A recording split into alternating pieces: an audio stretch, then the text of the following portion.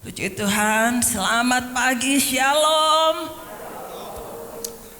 Puji Tuhan, saya sangat bersuka cita pagi hari ini. Saya menikmati ketika puji-pujian dinaikkan. Saya percaya Bapak Ibu, ketika hati Tuhan kita senangkan, ketika sungguh-sungguh kita menikmati kehadirannya, kita nggak datang dan pulang dengan keadaan yang sama. Tetapi saya percaya ketika kita datang dengan segala kerinduan, kehausan, dan ketika ibadah kita sungguh-sungguh fokus. Bapak Ibu sudah luangkan waktumu, jangan sia-siakan ketika ibadah, sungguh-sungguh supaya engkau menikmati berkat yang luar biasa dari Tuhan. Haleluya. Pagi hari ini saya akan sampaikan kebenaran firman Tuhan di tengah-tengah ibadah peringatan kematian Tuhan Yesus. Kita akan menikmati firman Tuhan pagi hari ini. Saya berikan tema firman Tuhan, karya salib Yesus. Kita buka di dalam Galatia pasal yang ke-6. Galatia 6 ayat yang ke-14. Galatia 6 ayat yang ke-14. Demikian bunyi firman Tuhan. Tetapi aku sekali-kali, ini tulisan dari Rasul Paulus. Dia berkata, tetapi aku sekali-kali tidak mau bermegah selain dalam salib Tuhan kita Yesus Kristus. Sebab olehnya dunia telah disalibkan bagiku dan aku bagi dunia. Bapak Ibu yang kasih Tuhan, pagi hari ini saya katakan kita memperingati kematian Tuhan Yesus di atas kayu salib. Disebut seringkali dengan kata Jumat Agung. Bapak Ibu, kalau kita baca di dalam Alkitab yang kita miliki masing-masing, bagaimana kisah perjalanan Tuhan Yesus ketika dia ada di dunia ini. Dia memberitakan Injil, bahkan sampai puncaknya dia mati di atas kayu salib. Detik-detik ketika Yesus harus mati di atas kayu salib, itu adalah saat-saat yang sungguh sangat mencekam, saat-saat yang sungguh sangat berat. Bapak Ibu, saya rindu kita umat-umat Tuhan, kita memperingati kematian Tuhan Yesus setiap tahun. Kita memperingati bukan hanya 1 tahun sekali, tetapi biarlah kematian Yesus, salib Yesus itu sungguh-sungguh kita menyadarinya betapa mahal, betapa luar biasanya harga Tuhan Yesus untuk menyelamatkan Bapak Ibu dan saya itu bukan harga yang murah. Nilainya sangat-sangat luar biasa Bapak Ibu. Kalau Bapak Ibu baca di dalam Alkitab kisahnya, bagaimana ketika Yesus mengalami dihianati oleh muridnya sendiri, sampai dia mengalami saat berat di Getsemani. Dia berkata, Bapa kalau boleh lalukan cawan ini. Karena Yesus tahu sungguh bukan hal yang mudah untuk dia harus sampai di atas kayu salib. Karena posisi Yesus 100% sebagai manusia, dia dapat merasakan sakit, dia dapat merasakan bagaimana dia dihina, diludahi, dihianati. Itu bukan sesuatu yang enak Bapak Ibu, sesuatu yang sangat menyakitkan. Tetapi Yesus lakukan itu bagi Bapak Ibu dan bagi saya. Karena itu saya berkata, jangan hanya setahun sekali kita memperingati. Ada yang setahun sekalipun masih eman, mau memperingatinya. Tapi biarlah karya salib Yesus itu setiap saat selalu ada dalam hati dan pikiran kita. Kita harus menyadari, saya ini terlalu berharga. Hidup saya ini ditebus dengan harga yang mahal. Kalau kita menyadari hal itu, kita nggak akan sia-siakan hidup kita. Kita nggak akan sembrono jalani hidup kita, Bapak Ibu. Pagi hari ini, karya salib Yesus mengerjakan hal-hal yang luar biasa. Rasul Paulus, seorang rasul yang dipakai Tuhan. Rasul Paulus sendiri berkata, tetapi aku sekali-kali tidak mau bermegah selain dalam salib Tuhan kita Yesus Kristus. Seorang yang pintar, seorang yang dipakai Tuhan dengan luar biasa. Tetapi Paulus pun berkata, kemegahanku tidak ada yang lain selain karena salib Kristus. Bapak Ibu, seperti Rasul Paulus, biar itu juga yang ada dan menjadi prinsip kita. Kita jangan bermegah karena kondisi kita. Kita jangan bermegah karena posisi kita, karena keadaan kita yang baik-baik saja, karena kondisi ekonomi kita yang di mata dunia kita adalah orang-orang yang mapan, orang-orang yang diberkati. Jangan kita bermegah karena itu, tetapi biarlah kita mau bermegah karena salib Kristus. Maka kita menjadi orang-orang yang berharga di hadapan Tuhan. Kita akan melihat apa yang kita terima melalui karya salib Yesus. Apa yang dikerjakan oleh karya salib Yesus bagi kita? Yang pertama, salib Yesus menyelamatkan.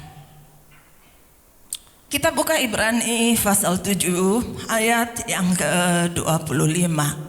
Karena itu ia sanggup juga menyelamatkan dengan sempurna semua orang yang oleh dia datang kepada Allah, sebab ia hidup senantiasa untuk menjadi pengantara mereka. Karena itu ia Allah sanggup menyelamatkan dengan sempurna semua orang yang oleh dia datang kepada Allah. Karya salib Yesus, apa yang dikerjakan oleh karya salib Yesus? Yang pertama, salib Yesus menyelamatkan. Bapak Ibu yang dikasihi oleh Tuhan, tidak ada hal yang lebih berharga melebihi dari keselamatan jiwa kita. Yang sepakat dengan saya katakan amin. Yang sepakat dengan saya katakan amin. Tidak ada yang lebih berharga nilainya daripada keselamatan jiwa kita. Bapak Ibu, seberapapun yang kita raih di dunia ini, mungkin dalam penilaian dunia kita adalah orang yang hebat dan luar biasa. Tapi kalau kita di luar Yesus, kita tidak mengenal Yesus, semuanya sia-sia. Karena yang menyelamatkan jiwa kita itu adalah kematian Yesus di atas kayu salib. Karya salib Yesus itu menyelamatkan jiwa kita. Tuhan Yesus pernah berkata, sekalipun seseorang memiliki seisi dunia ini, tapi kalau tidak di dalam Tuhan, jiwanya akan binasa. Bapak Ibu, jadi karya salib Yesus itu adalah sesuatu yang sangat penting, karena sifatnya adalah kekal, Bapak Ibu. Karena salib Yesus kita diselamatkan. Dan ayat ini berkata bahwa Dia Tuhan menyelamatkan dengan sempurna. Artinya Keselamatan yang Tuhan kerjakan itu sempurna, komplit, perfect. Nah, kalau sudah seperti itu, kalau kita ada di dalam Tuhan Yesus Kristus, kita sudah diselamatkan dengan sempurna. Apalagi yang perlu kita ragukan? Apalagi yang perlu kita takutkan? Bapak Ibu sudah benar ada di dalam Tuhan Yesus Kristus. Jangan ada lagi yang masih ragu-ragu di dalam Tuhan. Sekalipun ya, karena ikut Tuhan katanya pikul salib. Seperti Yesus yang harus mati di atas kayu salib, kita anak-anaknya juga harus pikul salib. Artinya ada banyak hal mungkin yang harus kita rasakan, yang sebenarnya itu nggak enak karena kita mengikut Tuhan Yesus. Tetapi Bapak Ibu, dikatakan bahwa keselamatan yang Yesus kerjakan di atas kayu salib, Dia mengerjakan dengan sempurna, dengan lengkap, dengan komplit, dengan perfect, Bapak Ibu. Haleluya. Kalau kita sudah menerima keselamatan yang demikian sempurna, apakah kemudian kita akan semau-maunya kita? Ada ayat yang melengkapi hal ini. Di dalam Filipi 2 ayat yang ke-12. Filipi 2 ayat yang ke-12. Hai saudara-saudaraku yang kekasih, kamu senantiasa taat. Karena itu tetaplah kerjakan keselamatanmu dengan takut dan gentar. Bukan saja seperti waktu aku masih hadir, tetapi terlebih pula sekarang waktu aku tidak hadir. Saya katakan tadi, karya salib Yesus mengerjakan keselamatan bagi jiwa Bapak Ibu dan saya. Dan keselamatan jiwa itu nilainya, harganya lebih dari apapun. Tetapi ketika kita menerima karya keselamatan itu, ada juga bagian kita yang harus kita kerjakan. Di dalam Filipi 2 ayat yang ke-12 ini dikatakan bahwa kamu senantiasa taat, karena itu kerjakanlah keselamatanmu dengan takut dan gentar. Jadi keselamatan itu harus dijaga, keselamatan itu harus dikerjakan. Bukan berarti kita sudah diselamatkan, sekali selamat selamanya selamat, sekali selamat tetap selamat. Tidak, kita tidak memegang doktrin itu. Tetapi menurut firman Tuhan, kalau Tuhan sudah mengerjakan keselamatan bagi Bapak Ibu dan saya, bagian kita menjaga keselamatan itu. Kita mengerjakan keselamatan itu dengan apa? Dengan takut dan gentar. Kita mengerjakan keselamatan itu dengan ketaatan dan kesetiaan. Bapak Ibu yang dikasihi Tuhan, ternyata ketika Tuhan sudah selamatkan kita, kita bukan kemudian kita berkata, yang penting saya sudah percaya Yesus. Selanjutnya, langkah selanjutnya apa kata saya? Terserah saya. Saya mau belok ke kiri, saya mau belok ke kanan, saya nggak mau ikut lagi jalan Tuhan. Itu mau-maunya saya. Tidak, Bapak Ibu. Sebab Tuhan berkata keselamatan itu harus kita jaga. Keselamatan itu harus kita kerjakan dengan ketaatan, dengan kesetiaan. Haleluya. Karya salib Yesus yang pertama menyelamatkan kita. Yang kedua, salib Yesus membebaskan. Kita buka Yohanes 8 ayat 36.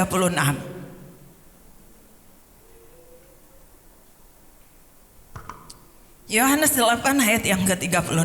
Jadi apabila anak itu memerdekakan kamu, kamu pun benar-benar merdeka. Ketika bangsa kita mengalami penjajahan, dan 17 Agustus 1945 saat kemerdekaan bagi bangsa kita diproklamirkan, itu adalah saat-saat yang sungguh-sungguh membuat bangsa ini rasanya bebas. Sebab orang yang dijajah itu gak enak.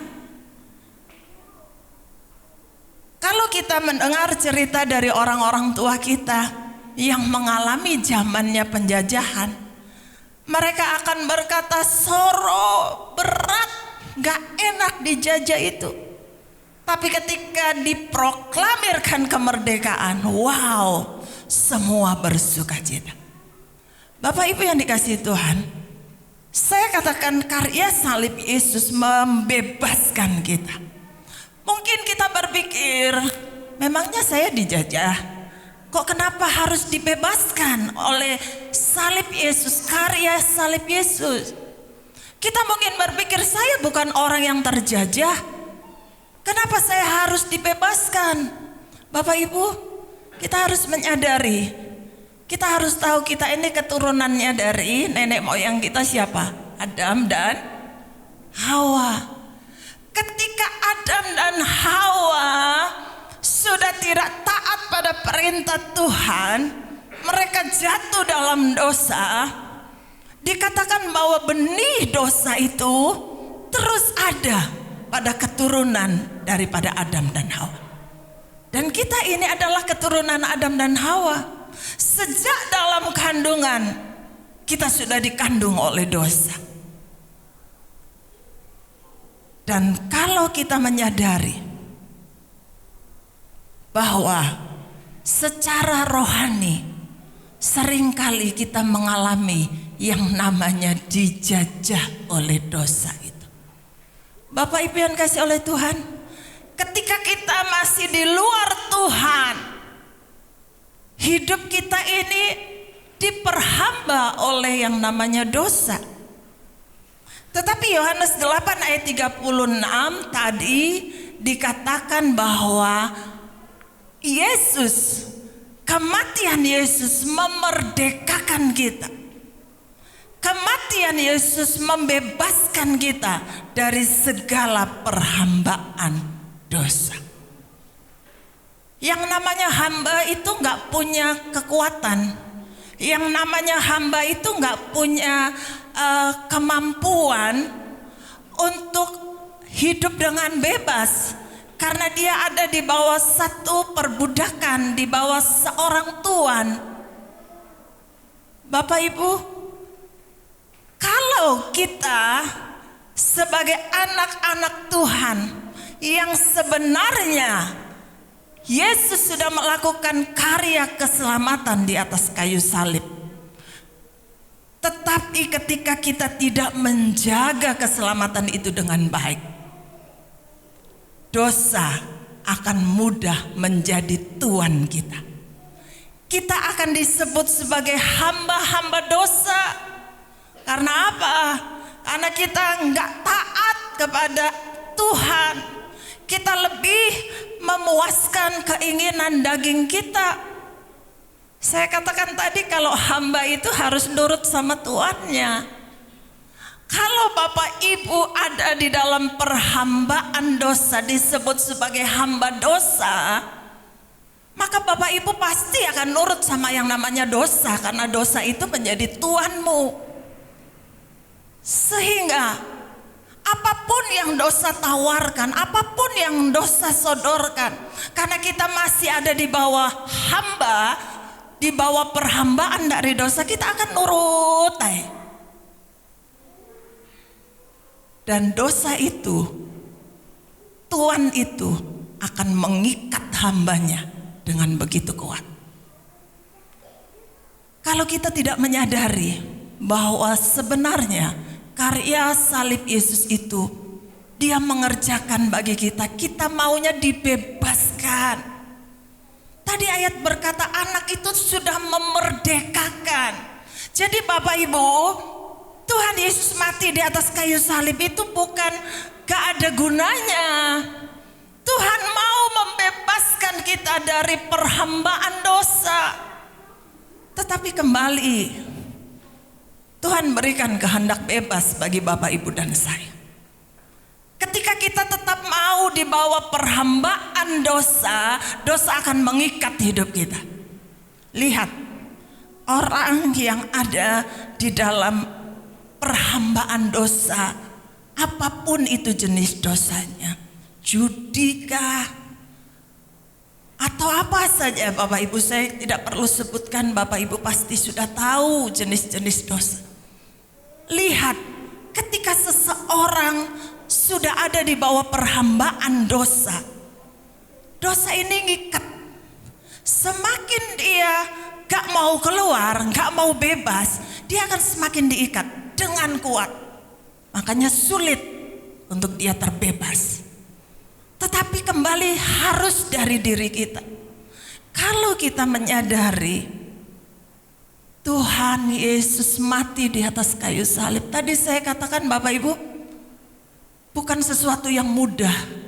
Yesus sampai di atas kayu salib itu, penderitaannya luar biasa.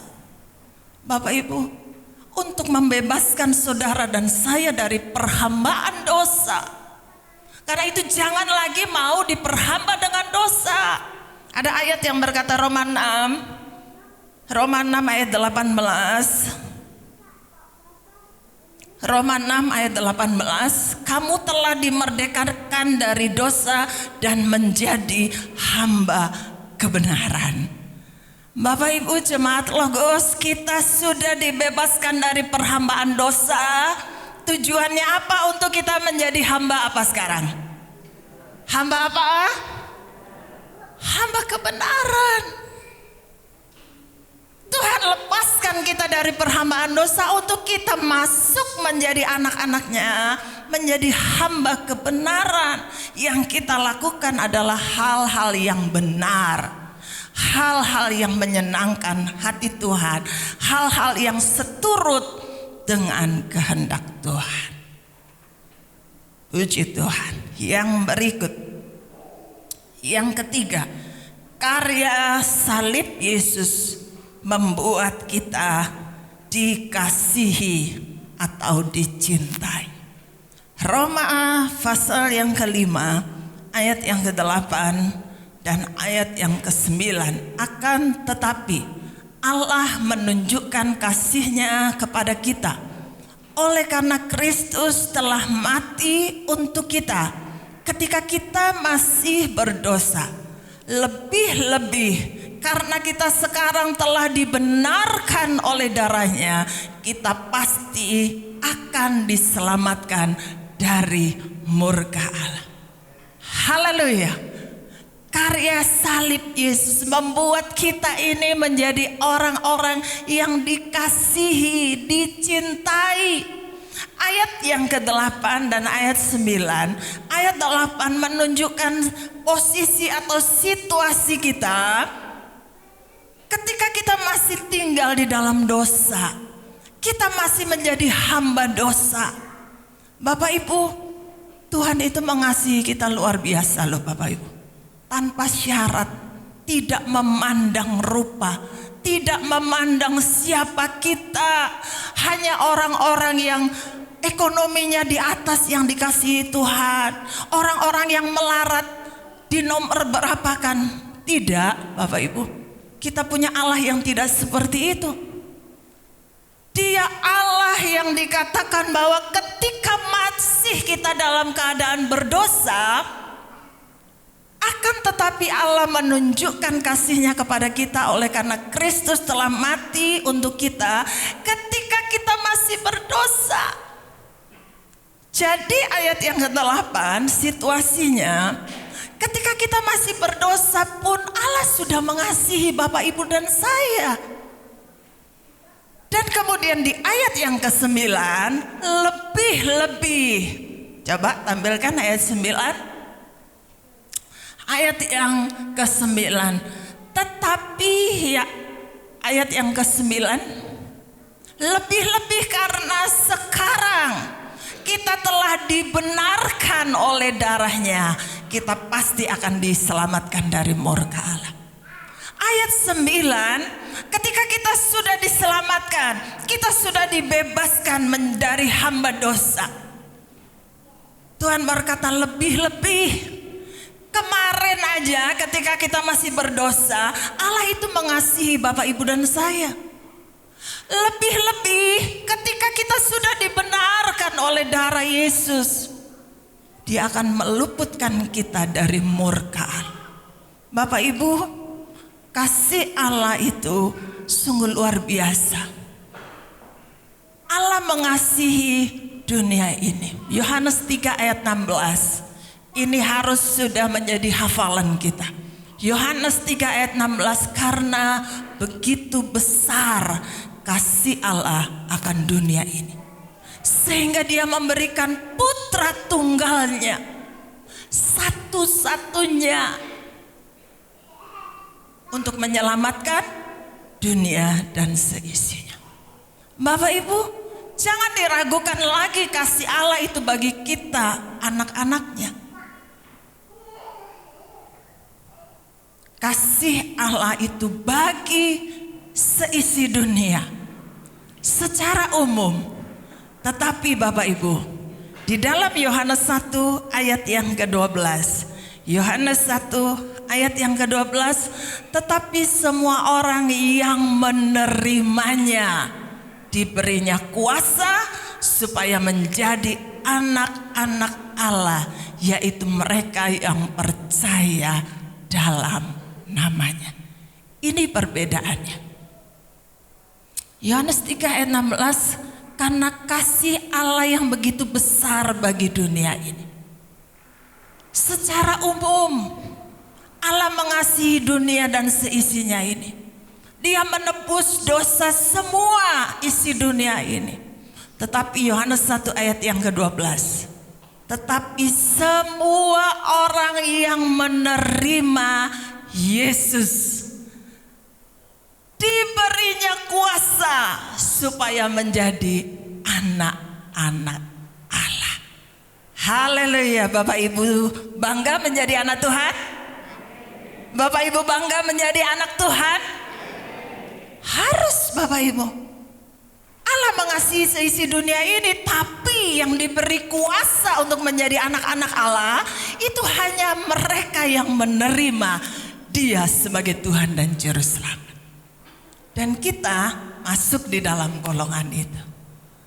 Karena itu kita menjadi fokus kasih Allah. Fokus kasihnya Tuhan itu bagi kita, anak-anaknya. Kita loh anak, Bapak, Ibu. Bapak, Ibu yang sudah menjadi orang tua, yang punya anak, Bapak, Ibu akan tahu bagaimana rasanya, bagaimana caranya kita mencurahkan kasih kita untuk anak kita, bukan? Ya, beda kan? Anak kita sendiri dengan anaknya tetangga, pasti beda. Kita akan mengasihi anak kita itu kalau bisa apa aja yang kita bisa kerjakan, lakukan untuk anak kita. Apalagi seorang ibu, seorang mama, ya, sudah bukan hal yang asing. Pengorbanannya, bahkan sampai nyawanya dia rela untuk dipertaruhkan demi untuk anaknya.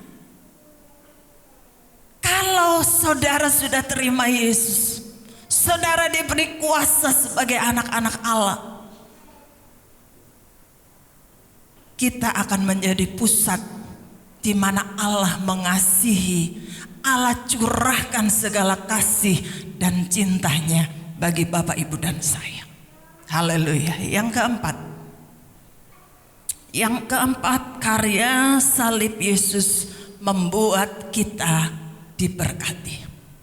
Kita buka Galatia pasal 3, Galatia 3 ayat 13 dan ayat yang ke-14. Yesus Kristus telah menebus kita dari kutuk hukum Taurat dengan jalan menjadi kutuk karena kita, sebab ada tertulis, terkutuklah orang yang digantung pada kayu salib. 14 14, Yesus Kristus telah membuat ini supaya di dalam Dia berkat Abraham sampai kepada bangsa-bangsa lain, sehingga oleh iman kita menerima roh yang telah dijanjikan itu. Karya salib Yesus membuat hidup Bapak, Ibu, dan saya diberkati. Kenapa Bapak, Ibu? Karena sekali lagi bukan sesuatu yang main-main Tuhan ada di atas kayu salib itu. Bahkan di ayat yang ke-13 tadi dikatakan terkutuklah orang yang digantung di atas kayu salib. Dan kutuk itu sudah ditanggung oleh Tuhan Yesus. Dia mati di atas kayu salib disebut sebagai terkutuk, dia terima. Supaya apa? Supaya kita yang adalah anak-anak yang dikasihinya menerima berkat dari Dia. Diberkati hidup kita dengan ayat yang ke-13 tadi, ayat 14, dengan disebutkan kita ini sebagai keturunannya Abraham, ya, supaya di dalam Dia berkat Abraham. Jadi Allah memberkati Abraham yang disebut sebagai bapa segala orang percaya. Allah berjanji, Allah bersumpah, Abraham, aku akan memberkati anak cucumu dan engkau akan menjadi berkat. Bapak Ibu, itu janji Allah kepada Abraham. Dan Allah berkata, kita ini adalah keturunan dari Abraham. Secara rohani kita adalah keturunan dari Abraham. Dan Tuhan berkata bahwa kita akan menerima berkat kalau iman kita seperti imannya Abraham. Kita akan menerima berkat seperti yang Abraham terima. Abraham itu orang yang sangat diberkati oleh Tuhan, luar biasa. Bapak Ibu, kita pun akan terima berkat-berkat dari Allah itu kalau kita tetap mengasihi Dia, hidup dalam jalan-jalannya. Bagian terakhir, Bapak Ibu yang dikasihi oleh Tuhan, biarlah kita mau menjadi anak-anak Tuhan yang tahu berterima kasih kepada Tuhan kita. Jangan kita menjadi orang anak Tuhan yang gak tahu terima kasih, Bapak Ibu. Orang-orang yang seperti apa yang tidak tahu berterima kasih kepada Tuhan itu? Orang yang tidak menghargai karya salib Yesus. Jangan kita menjadi anak-anak Tuhan yang gak tahu berterima kasih kalau kita tidak menghargai karya salib Yesus. 2 Korintus 6 ayat 1. 2 Korintus 6 ayat yang ke-1. Sebagai teman sekerja, kami menasihatkan kamu supaya kamu jangan membuat menjadi sia-sia kasih karunia Allah yang telah kamu terima. Kasih karunia Allah berikan penebusannya bagi Bapak, Ibu, dan saya itu dengan percuma, dengan gratis, dan jangan sia-siakan. Sekali lagi saya mengakhiri firman Tuhan pagi hari ini di tengah ibadah peringatan kematian Tuhan Yesus. Kiranya kita menjadi anak-anak Tuhan yang tahu berterima kasih, sebab ada orang-orang yang Allah anggap tidak tahu berterima kasih adalah orang-orang yang tidak menghargai karya salib Yesus. Kasih karunia Tuhan yang dengan cuma-cuma diberikan, kita sia-siakan, kita tidak menghargainya.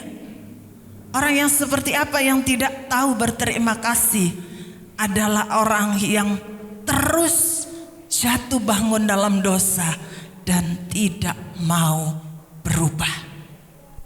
2 Petrus 2 ayat 20 sampai 23. 2 Petrus 2 ayat 20, sebab jika mereka oleh pengenalan mereka akan Tuhan dan Juru Selamat kita Yesus Kristus telah melepaskan diri dari kecemaran-kecemaran dunia, tetapi terlibat lagi di dalamnya, maka akhirnya keadaan mereka lebih buruk daripada yang semula.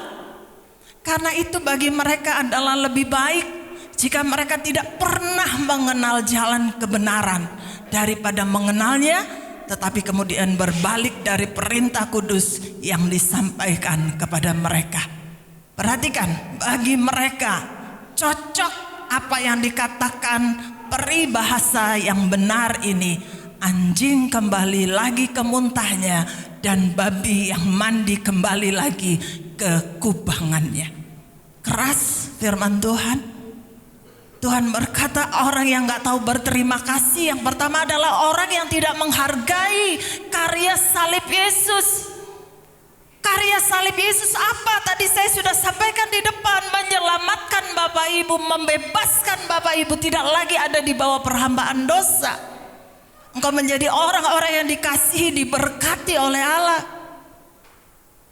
Tetapi ada sebagian orang, anak-anaknya yang tidak tahu berterima kasih, yang tidak menghargai karya salib Yesus. Orang yang jatuh bangun dalam dosa dan tidak mau berubah.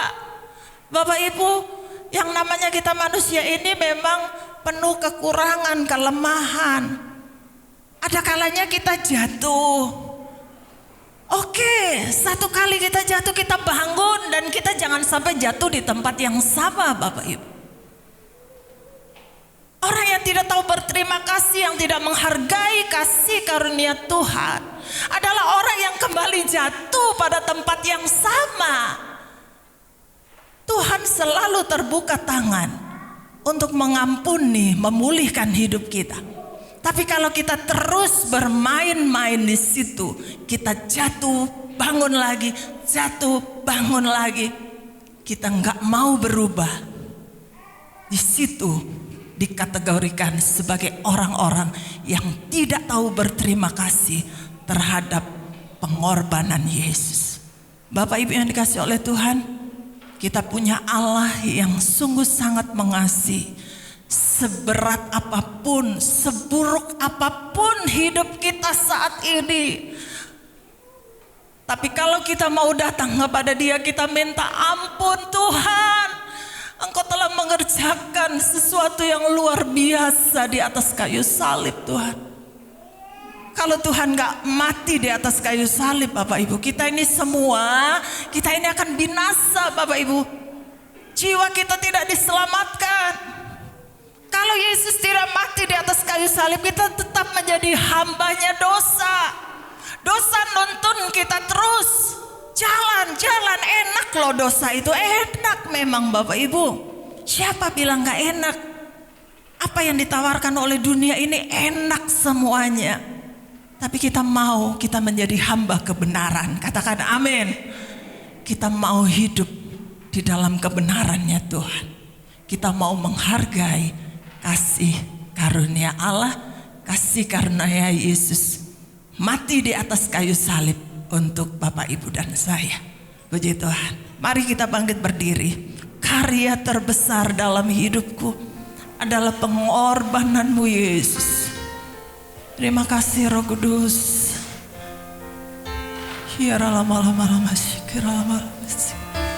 Terima kasih Roh Kudus.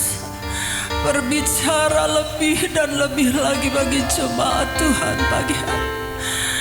Biar kebenaran-Mu memberkati kami. Kebenaran-Mu akan mengubahkan hidup kami Tuhan. Sebab Engkau telah mengerjakan karya terbesar bagi kami umat-Mu. Karya terbesar. Karya terbesar dalam hidupku, pengorbananmu yang selamatkanku.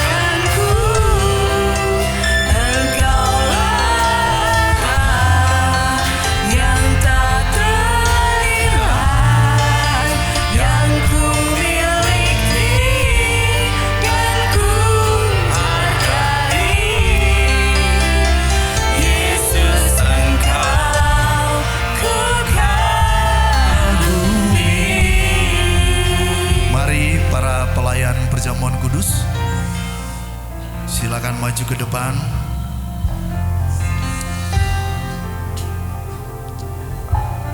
Di Jumat Agung ini kita memperingati kematian Tuhan Yesus. Ada karya yang besar di Golgota yang Tuhan Yesus kerjakan dengan penderitaan melewati jalan Via Dolorosa, jalan salib, jalan penderitaan. Di salib itu Tuhan mematahkan kutuk. Dia menerima kutuk itu supaya kita hidup dalam anugerah berkat-Nya.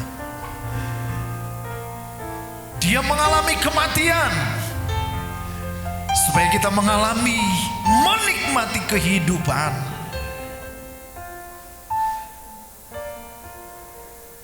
Haleluya, haleluya, haleluya. Di Jumat Agung yang mulia, kembali kita mengenang pengorbanan Tuhan Yesus. Dia tidak pernah main-main di Golgota. Dia menyerahkan hidupnya supaya kita semua menikmati kehidupan yang baik, kehidupan yang sesungguhnya. Mari kita jangan menyia-nyiakan pengorbanan Tuhan Yesus. Jangan kita menyia-nyiakan kasih karunia yang Tuhan sudah berikan bagi kita semua. Terima kasih Tuhan. Kita siapkan hati kita untuk menerima tubuh dan darah Yesus. Pengorbanan yang membawa kita hidup dan boleh mendapatkan perkenanan Tuhan. Percaya di salib kutuk dipatahkan lewat darah Yesus, lewat tubuh Yesus. Kami percaya mujizat tetap ada karena Tuhan kita tidak berubah. Terima kasih Tuhan. Kasih yang terindah, amin. Hati yang mulia, hanya ku temukan di dalam-Mu, Yesusku. Pujian dari hatiku selalu di setiap waktu, tiada pernah berubah. Kasih-Mu karya terbesar, karya terbesar dalam hidupku. Pengorbanan-Mu yang selamatkan,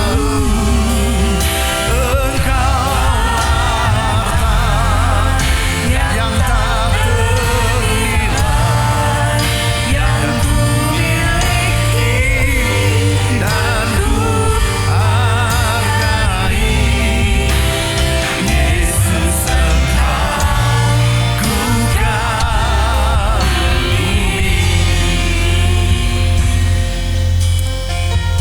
Ketika hari Paskah di tanah Mesir, di mana Tuhan membebaskan orang Israel dari perbudakan, Tuhan memerintahkan kepada orang Israel lewat hambanya Nabi Musa untuk menyembelih domba atau kambing, dan darahnya harus dioleskan di ambang pintu, agar supaya ketika malaikat maut turun ke tanah Mesir, setiap rumah yang ada tanda darahnya diselamatkan. Ada darah anak domba yang dioleskan di ambang pintu kiri, kanan, dan atas. Setiap rumah yang ada tanda darah diluputkan, dilewatkan, diselamatkan. Saudara tahu, dengan iman, ketika kita menerima Yesus Kristus sebagai Tuhan dan Juru Selamat, ada tanda darah Yesus dalam hidup kita. Ada tanda penebusan, sehingga kita memperoleh kehidupan. Bukan karena kebaikan kami, tapi oleh karena anugerah Tuhan. Terima kasih Tuhan. Saat ini kami kembali, hari ini, saat ini, umat-Mu, jemaat Tuhan, kami akan menikmati perjamuan Tuhan, mengenang bagaimana pengorbanan Kristus, dan untuk melakukan perintah-Mu sampai akhir zaman. Kami percaya dalam nama Tuhan Yesus Kristus, di dalam tubuh Yesus ada mujizat, di dalam darah Yesus ada kuasa pengampunan, penyucian, kuasa kemenangan. Untuk kami tetap kuat di dalam Tuhan sampai Maranatha. Kuduskan roh jiwa tubuh kami, kuduskan pelayan-pelayan Tuhan yang akan membagikan tubuh dan darah Yesus. Terima kasih Tuhan. Ketika Paskah di Mesir, umat Tuhan menikmati satu keluarga, menikmati ada domba yang disembelih. Kami juga satu keluarga menikmati, keluarga besar, tubuh dan darah Yesus dengan penuh cinta dan penghormatan dalam nama Tuhan Yesus Kristus. Haleluya, haleluya. Amin. Silakan duduk Bapak Ibu. Kasih yang terindah,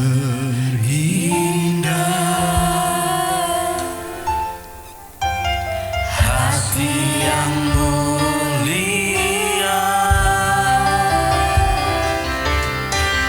hanya ku temukan di dalam-Mu, Yesusku.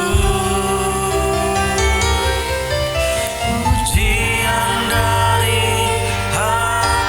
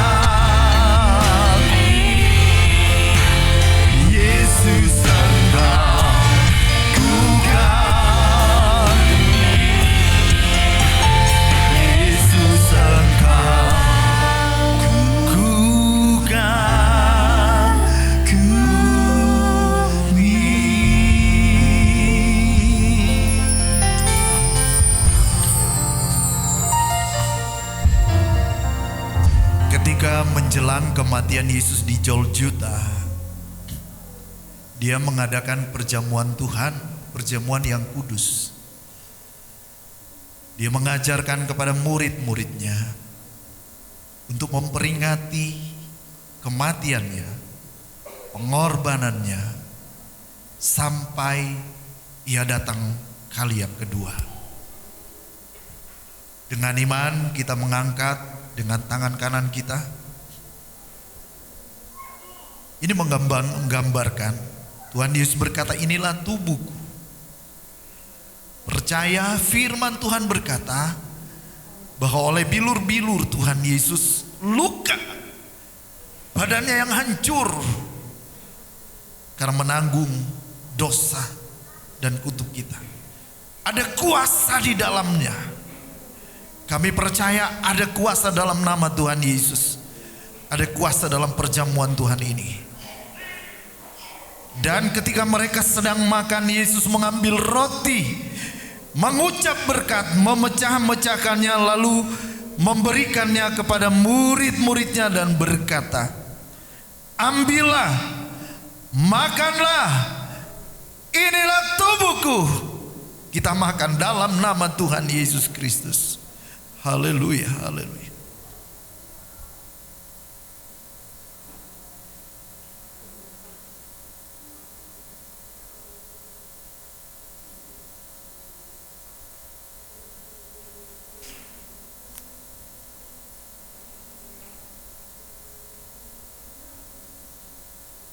Mari kita mengangkat cawan dengan tangan kanan kita. Sesudah itu ia mengambil cawan, mengucap syukur, lalu memberikannya kepada mereka dan berkata, minumlah kamu semua dari cawan ini, sebab inilah darahku, darah perjanjian yang ditumpahkan bagi banyak orang untuk pengampunan dosa. Kita minum dalam nama Tuhan Yesus Kristus.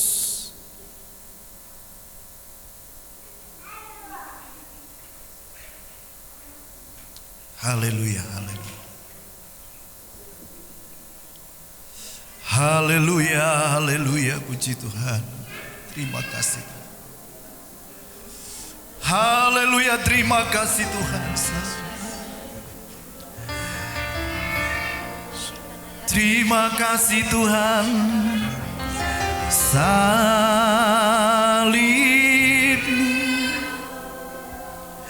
Salibnya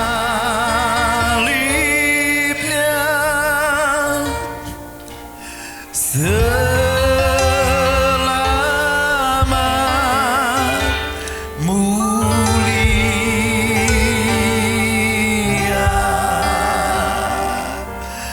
Dosaku disucikan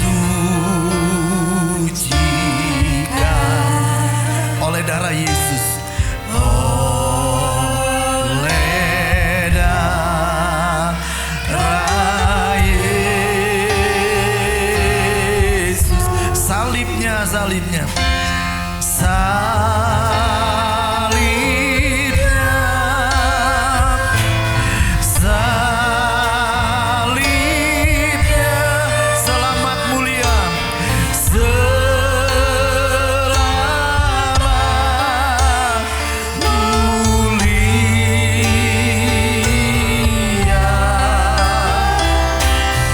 dosaku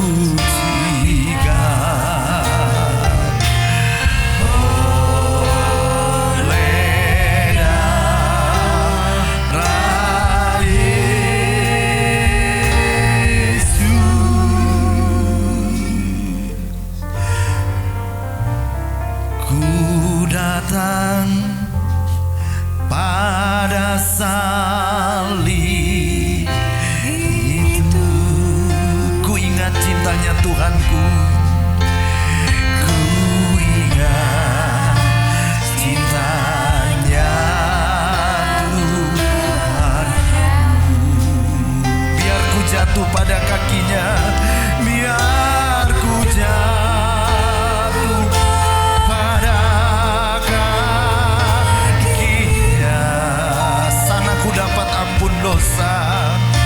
Saat aku dapat ampun dosa, ku datang pada salib Kristus.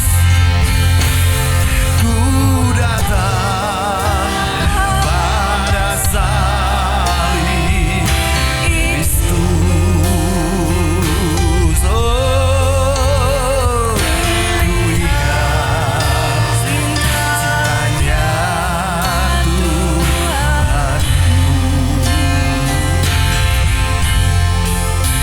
Biar ku jatuh pada haleluya, di sana ku dapat ampun dosa. Terima kasih buat perjamuan Tuhan. Dalam nama Tuhan Yesus Kristus kami terima berkat-Mu, kami terima anugerah-Mu, kami terima kekuatan-Mu.